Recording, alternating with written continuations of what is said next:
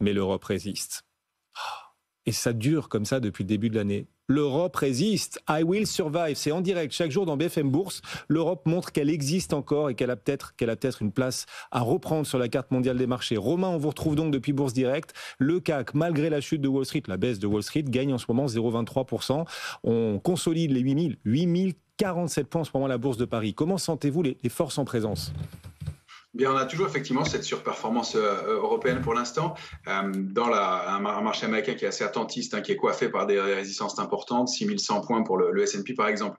Le comportement est différent effectivement en Europe, on reste haussier, le DAX vient de former un nouveau plus haut historique. Ce qu'on constate, c'est la construction de ce marché. On n'a quand même pas beaucoup de soutien du côté des marchés dérivés, toujours, je le répète, mais ça se traduit par ce qu'on constate en séance au moment de publication de chiffres macroéconomiques comme celui de l'inflation tout à l'heure. On a des replis qui, en une minute, font que le DAX perd 1,5%. Et il met ensuite près d'une heure et demie, un peu plus, pour les récupérer. Alors ensuite, il forme de nouveau plus haut, mais toujours avec une absence de soutien. Donc il va falloir s'adapter, s'habituer à ce comportement de marché. Ça reste haussier graphiquement et c'est toujours non invalidé pour l'instant. Attention à un peu de complaisance du côté des couvertures dans les portefeuilles, mais on voit que ce mouvement est alimenté par des titres en retard. Vous parliez de Kering, effectivement, puis il y a Téléperformance qui se comporte bien, qu'on évoquait il y a une dizaine de jours ensemble. Il y a Edenred qui rattrape aussi un peu. Donc ce sont ces titres-là qui permettent d'alimenter ce mouvement de rattrapage pour l'instant qui est toujours valable. Quels sont du coup sur le CAC 40, on parlera des valeurs dans un instant, mais sur le CAC 40, les prochains seuils à suivre, on est presque à 8050 là sur le CAC, on se rapproche, mine de rien, on se rapproche tranquillement des records historiques. Alors, sur l'indice parisien, tant qu'on est au-delà de 8009 sur le futur CAC 40, c'est le niveau qu'on a encore testé au moment du repli de tout à l'heure, eh bien, on peut rebondir.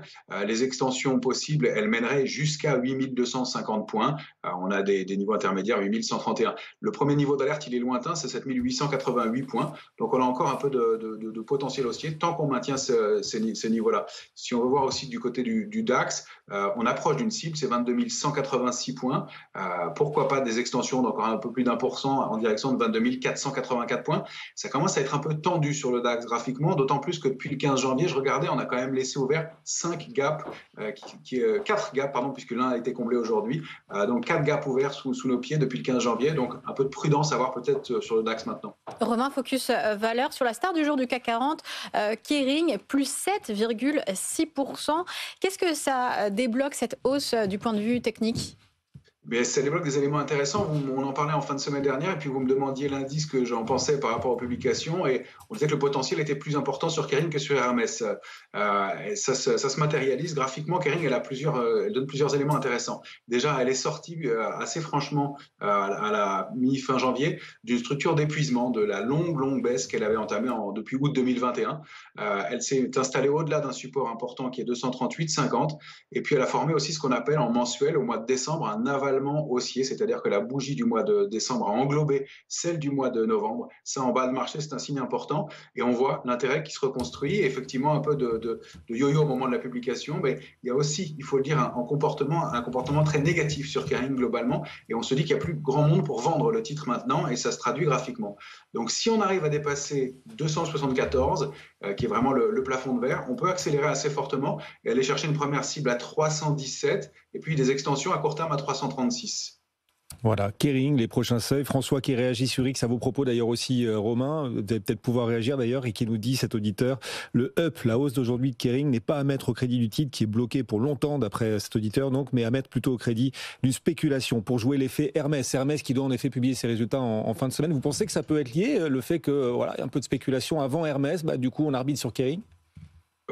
Oui, mais pourquoi pas LVMH, pourquoi pas L'Oréal? Oui. Non, il se passe autre chose à mon avis qu'un simple effet spéculatif, d'autant plus qu'elle a publié, qu'il y a eu un peu de yo-yo hier. Je pense qu'on se réintéresse au titre et qu'il y a une zone d'accumulation depuis quelques semaines maintenant et qu'il y a des mains fortes qui sont en train de repayer Kering pour bien rattraper. C'est d'ailleurs le comportement qu'on voit globalement en ce moment sur les titres très en retard. On évoquait Téléperformance aussi. Ça fait partie des titres qui étaient bien oubliés ou en tout cas en sous-performance depuis très longtemps et qui retrouvent de l'intérêt de la part des investisseurs. Donc je pense qu'il se passe autre chose en effet. Jean aussi réagit, il nous dit parlez-nous d'Essilor aussi. On en parlera tout à l'heure d'Essilor qui doit publier après la clôture des marchés justement. Jean, restez bien à l'écoute de BFM Business. Michelin aussi d'ailleurs qui publiera ce soir. On a une vraie curiosité sur Michelin parce que Michelin avait averti sur ses résultats la dernière fois. Alors qu'est-ce qu'ils vont faire ce soir? Publication à suivre donc après la clôture au cœur de BFM Bourse. 16h40, merci Romain, on vous retrouvera d'ailleurs à 17h35. 16h40 et cette question, qui vous amène chacun d'entre vous à participer à cette famille. La question sur X et sur LinkedIn.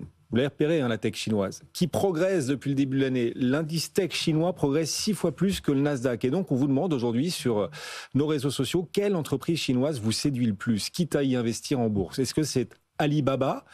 Est-ce que c'est BYD, le constructeur auto, Tencent ou finalement, non, rien du tout. Vous ne mettrez jamais de valeur chinoise dans vos portefeuilles. Voilà les options qu'on vous propose. Cette question, n'hésitez pas à argumenter vos réponses aussi en commentaire. On tente de rebondir chaque jour sur vos arguments et vos commentaires. Aude, est-ce qu'il faut aller sur la tech chinoise? Est-ce que l'une de ces valeurs vous parle particulièrement? Moi, j'ai voté, alors j'en ai pas un portefeuille, je dois admettre, mais Alibaba, parce que, alors c'est un peu court-termiste, c'est un peu sur la news du jour, Alibaba qui aurait été choisi par Apple en tant que partenaire IA, donc pour intégrer le marché chinois. C'est une obligation qu'a mis en place le gouvernement chinois. Apple est obligé de passer par un partenaire local, donc forcément, ça va lui apporter un peu de potentiel, là, sur le très court terme. Mais quand même, Alibaba, depuis le début de l'année, c'est déjà plus 38%.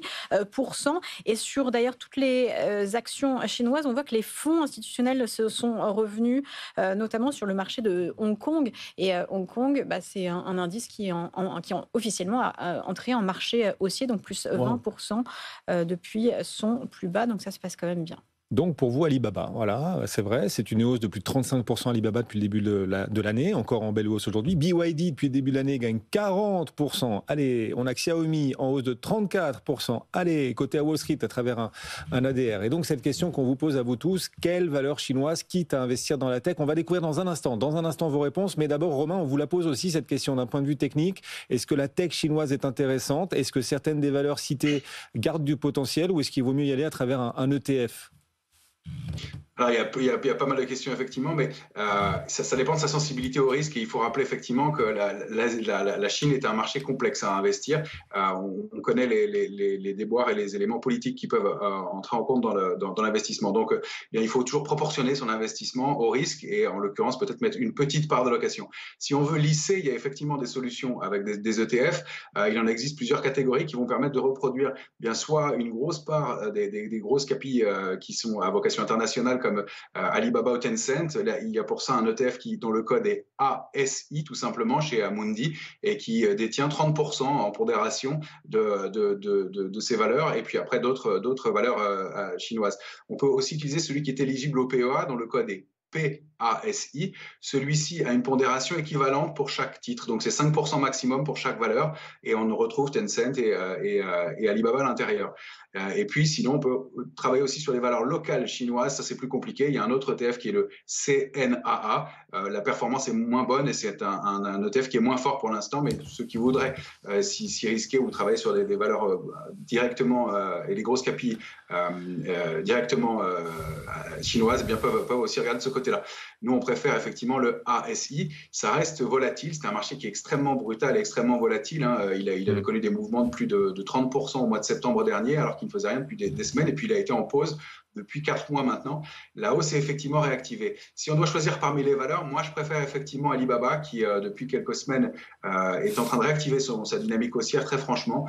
Elle forme une structure graphique mensuelle qu'on appelle une 3 méthodes ascendantes. Je ne vous la décris pas, mais je laisserai les chartistes aller regarder ce que c'est. C'est un gros signal aussi, effectivement, et elle vient d'atteindre à l'instant ou quasiment une cible importante, c'est 118,16 Alibaba. Si elle réussit à passer ce niveau-là, le potentiel aussi est intéressant derrière, puisqu'on a en mire 143 et 161. Cette zone, ça pourrait être une zone cible d'un mouvement de rebond qui s'est mis en place, qui s'est construit depuis le mois de janvier 2023. Donc, c'est une grosse structure de retournement qui se met en place pour Alibaba. Et effectivement, ça retrouve la faveur des investisseurs. Et il faut effectivement rappeler aussi la part de risque que représente l'investissement en Chine. C'est de la diversification, on est très clair là-dessus. Donc on aura appris cette nouvelle figure, 3 méthodes ascendantes, c'est bien ça Romain, 3 méthodes ascendantes sur Alibaba. Dites donc. Vous restez avec nous Romain, vous nous accompagnez tout au long de BFM Bourse et on vous retrouvera à la clôture à 17h35 tout à l'heure. C'est la famille BFM Bourse qui se poursuit. On accueille Pauline Tadevin de la rédaction de BFM Business. Bonjour Pauline.